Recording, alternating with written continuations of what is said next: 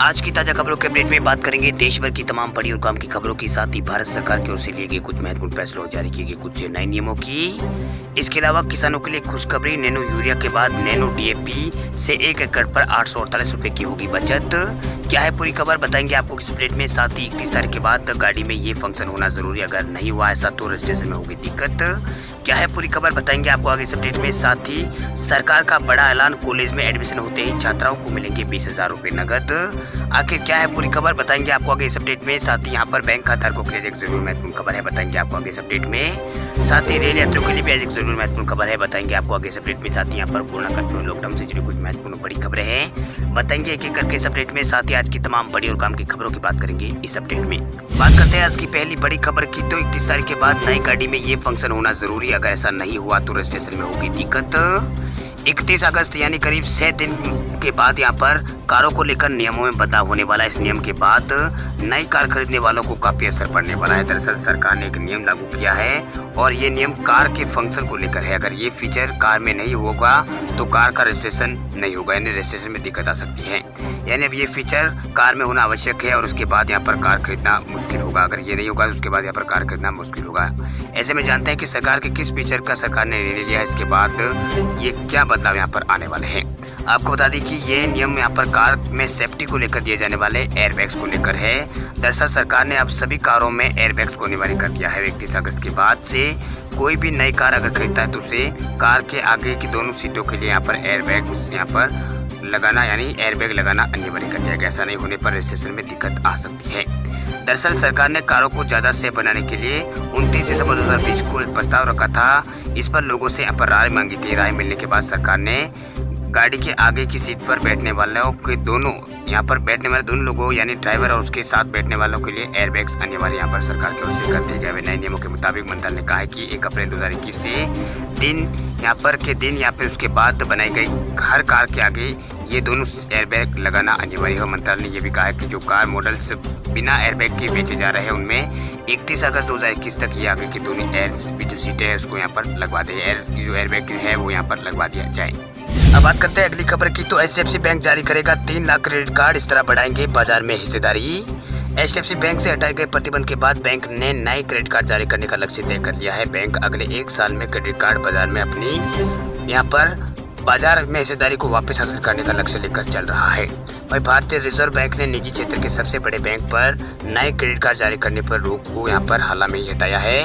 वहीं संपत्ति के लिहाज से निजी क्षेत्र के सबसे बड़े बैंक को करीब यहाँ पर 8 महीने बाद रिजर्व बैंक ने पिछले हफ्ते से फिर से नए क्रेडिट कार्ड जारी करने की अनुमति दी है। वही प्रौद्योगिकी मोर्चे पर लगातार आ रही अड़चनों के बाद केंद्रीय बैंक ने एचडीएफसी बैंक के नए क्रेडिट कार्ड जारी करने पर रोक यहाँ पर लगा दी थी। वही एचडीएफसी बैंक के भुगतान एवं यहाँ पर उपभोक्ता और वित्त और डिजिटल बैंकिंग और आईटी समूह के प्रमुख पराग राव ने यहाँ संवाददाताओं से कहा है कि बैंक इस साल बाजार में यहाँ पर से उतार रहा है। ऐसे में उसने अपने कुछ लक्ष्य यहाँ पर तय किए। राव ने कहा है कि हमारा पहला लक्ष्य नए क्रेडिट कार्ड की बिक्री को 3 लाख पर पहुँचाने का है। वे नवम्बर 2020 में प्रतिबंध से पहले बैंक का ये आंकड़ा यहाँ पर नवंबर 2020 से प्रतिबंध से पहले बैंक ये आंकड़ा हासिल कर रहा था। उन्होंने कहा कि बैंक 3 महीनों में इस आंकड़े को हासिल कर लेगा। उन्होंने कहा है कि इसकी 2 तिमाही के बाद हमारा लक्ष्य मासिक आधार पर क्रेडिट कार्ड बिक्री को 5 लाख पहुंचाने का है। बात करते हैं अगली खबर की, तो मध्य प्रदेश सरकार का बड़ा ऐलान, कॉलेज में एडमिशन होते ही छात्राओं को मिलेंगे 20,000 रुपए। मध्य प्रदेश सरकार ने छात्राओं के लिए नई स्कॉलरशिप स्कीम की घोषणा की है। मुख्यमंत्री शिवराज सिंह चौहान ने छात्राओं के लिए बड़ा ऐलान किया है। उन्होंने कहा है कि राज्य में विश्वविद्यालयों में और कॉलेजों में एडमिशन लेने वाली छात्राओं को 20,000 रुपए अब दिए जाएंगे। सीएम ने कहा है कि ये घोषणा लाडली लक्ष्मी योजना के तहत यहाँ पर उन्होंने ये घोषणा की है। वही मध्य प्रदेश के मुख्यमंत्री शिवराज सिंह चौहान ने रक्षाबंधन के मौके पर राज्य की बेटियों को सौगात यहाँ पर दी है।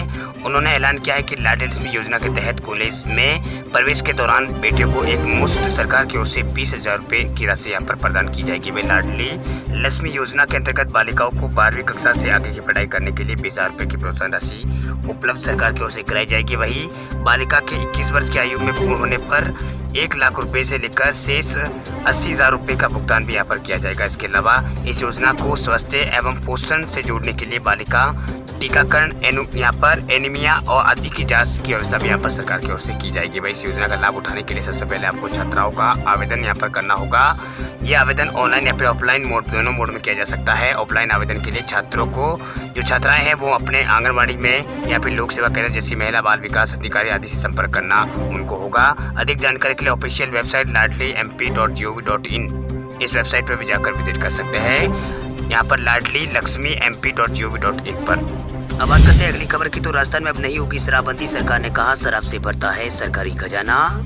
राजस्थान की अशोक गहलोत सरकार ने प्रदेश में शराब बैन करने से इनकार कर दिया। सरकार का कहना है कि शराब से सरकारी खजाना भरता है। वही सरकार ने विधानसभा में पूछे गए एक सवाल का जवाब यहाँ पर दिया। वही बीजेपी विधायक मदन दिलावर ने सरकार से यहाँ पर शराबबंदी पर सवाल किया, जिसके बाद सरकार ने ये जवाब दिया। सरकार का कहना है कि शराबबंदी से बेहतर है कि हम जनता को अच्छी शराब उपलब्ध कराएं। वही सरकार शराबबंदी को लेकर अभी किसी भी प्रस्ताव पर काम नहीं कर रही है। वही राजस्थान सरकार के इस जवाब से विपक्ष ने निशाना साधना शुरू कर दिया है। राजस्थान के बीजेपी विधायक मदन दिलावर ने राजस्थान सरकार से लिखित सवाल में शराबबंदी को लेकर कहा था कि प्रदेश में क्या शराब को यहाँ पर पूरी तरह से प्रतिबंध करना उचित या फिर अनिवार्य नहीं है। वही बीजेपी विधायक ने कहा है कि प्रदेश में लगातार शराब पीकर दुर्घटनाएं के मामले बढ़ते जा रहे हैं, इसी कारण सरकार को प्रदेश में शराबबंदी को लेकर काम करना चाहिए। अब बात करते हैं अगली खबर की। तो किसानों के लिए खुशखबरी, नैनो यूरिया के बाद नैनो डीएपी से 1 एकड़ पर 848 रुपए की होगी बचत। मोदी सरकार किसानों को अब नैनो यूरिया के बाद नैनो डीएपी यहाँ पर खाद की बोतल देने जा रही है। वही रासायनिक एवं उर्वरक मंत्रालय के निर्देश पर Indian farmers fertiliser cooperative limited यानी इफ्को द्वारा शुरू हुआ ट्रायल अब अंतिम दौर में पहुंच चुका है। इफ्को ने जो नैनो डीएपी यहाँ पर विकसित किया है उसकी उर्वरक क्षमता 72% से अधिक है। वही केंद्रीय संसद यहाँ पर रसायन एवं उर्वरक मंत्री मनसुख मांडविया ने यहाँ पर नैनो डीएपी के ट्रायल के बारे में लगातार इफ्को से जानकारी यहाँ पर बोले रहे। मंत्रालय के सूत्रों की माने तो बहुत जल्द ही ट्रायल का पूरा काम हो जाएगा। अभी तक ट्रायल के जो नतीजे हैं वो यहाँ पर अब ये नतीजा है, वही ये काफ़ी यहाँ पर उत्साहजनक है। वही नैनो डीएपी के बाजार में आ जाने के बाद केंद्र सरकार को लाखों करोड़ रुपए की बचत यहाँ पर होगी। साथ ही किसानों को बहुत ही कम कीमत में नैनो डीएपी खाद यहाँ पर मिलेगा। वही इफ्को द्वारा विकसित नैनो डीएपी का आकार 10 से यहाँ पर 30 नैनोमीटर है। वही इफ्को के मुताबिक 1 एकड़ जमीन में जितनी यहाँ पर पारंपरिक डीएपी यहाँ पर डाली जाती है उसके मुकाबले इतनी ही जमीन पर नैनो डीएपी बहुत कम आवश्यकता इसकी होगी। वही धान की फसल पर 1 एकड़ जमीन में 52 किलोग्राम पारंपरिक डीएपी इस्तेमाल करना होता है। इसकी कुल कीमत 2508 रुपये होती है। इनमें से यहाँ पर 1248 रुपये किसानों को देने होते हैं और 1260 रुपये की सब्सिडी यहाँ पर सरकार देती है। जबकि इतनी ही यहाँ पर जमीन पर धान की फसल के लिए सीधा आपको आधा लीटर का नैनो डीएपी का इस्तेमाल यहाँ पर करना होगा। इसके बाद किसानों को 400 रुपये इसमें खर्च करने होंगे, यानी किसानों को 848 रुपये की पूरी बचत हो जाएगी। अब बात करते हैं अगली खबर की। तो एसबीआई ने लॉन्च किया है नया एजुकेशन लोन। विदेश में पढ़ाई के लिए आप ले सकते हैं 1.5 करोड़ रुपए तक का लोन। सरकारी bank state bank of India ने एक नया एजुकेशन लोन लॉन्च किया है जिसका नाम एसबीआई ग्लोबल एडवांटेज है, जिससे नाम से स्पष्ट है कि ये लोन सुविधा विदेश में पढ़ाई की चाह रखने वाले छात्रों की मदद करेगा। इस लोन के पैसे भारत के छात्र विदेशी कॉलेज या फिर यूनिवर्सिटी में एडमिशन और पढ़ाई की सुविधा से यहाँ पर ले सकते हैं, यानी इसके लिए ले सकते हैं। एसबीआई ने कहा है कि छात्रों के करियर में मदद करने के लिए ये लोन की स्कीम यहाँ पर शुरू की गई है। वही एसबीआई ग्लोबल एडवांटेज लोन की मदद से विदेश के किसी भी कॉलेज या फिर यूनिवर्सिटी में यहाँ पर बताए गए कोर्स, यानी कौन से भी कोर्स, रेगुलर कोर्स हो, यहाँ पर पोस्ट ग्रेजुएट डिग्री हो या फिर डिप्लोमा के लिए आप यहाँ पर कोर्स में एडमिशन ले सकते हैं। जिन देशों में ये स्कीम काम करेगी उनमें यूएस और यूके, ऑस्ट्रेलिया, कनाडा और यूरोप, जापान, सिंगापुर, हांगकांग और न्यूजीलैंड यहाँ पर शामिल है। वही कोई भी छात्र एसबीआई ग्लोबल एडवांटेज के अंतर्गत न्यूनतम 7.5 लाख रुपये, अधिकतम यहाँ पर 1.5 करोड़ रुपए तक का कर्ज यहाँ पर ले सकते हैं। एसबीआई ने छात्रों के भविष्य को देखते हुए ग्लोबल एडवांटेज लोन पर ब्याज दर आकर्षक यहाँ पर रखी है। ये दर इस प्रकार यहाँ पर रखी गई है, छात्रों को पढ़ाई का अतिरिक्त दबाव ना पड़े। इस लोन की स्कीम के तहत यहाँ पर 8.65% की दर से ये कर्ज आप ले सकते हैं। अब बात करते हैं अगली खबर की। तो गोवा में कोरोना को लेकर लगाई गई पाबंदियों में नहीं मिली राहत, सरकार ने फिर बढ़ाया है 8 दिनों के लिए लॉकडाउन।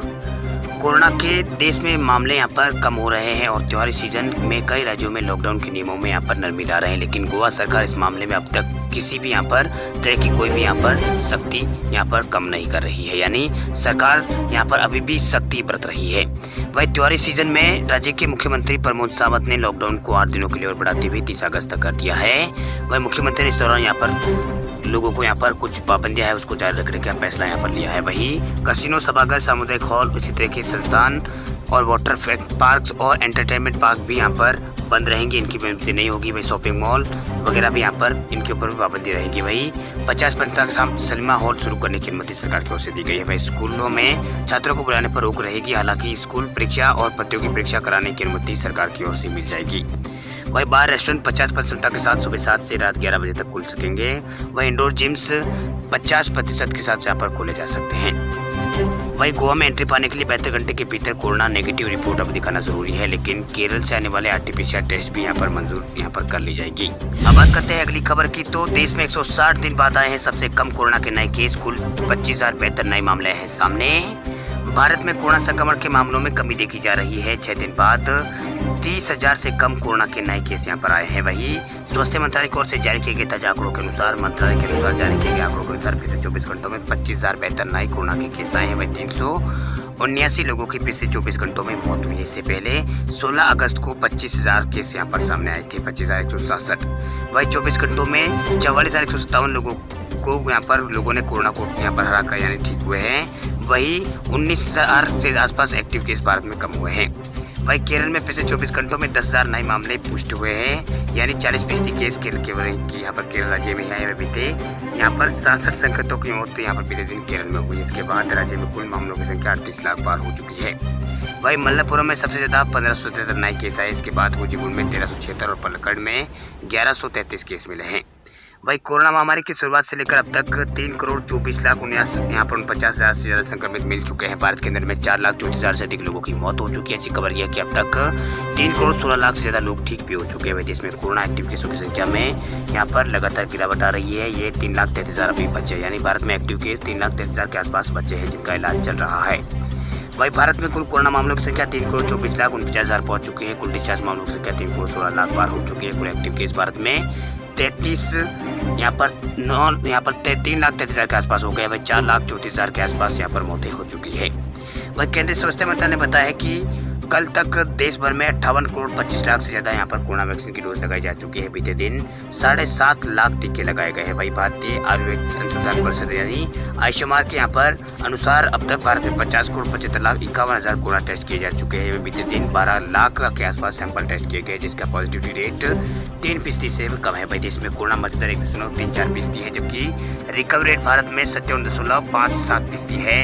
एक्टिव केस भारत में 1.09% है। वही कोरोना एक्टिव केसों के मामले में दुनिया में भारत 10वें स्थान पर है। वही कोरोना संक्रमितों की संख्या के मामले में भारत अब दूसरे स्थान पर आ गया है, जबकि अमेरिका और ब्राजील के बाद सबसे मौतें अगर कहीं हुई तो भारत में यहाँ पर हुई है।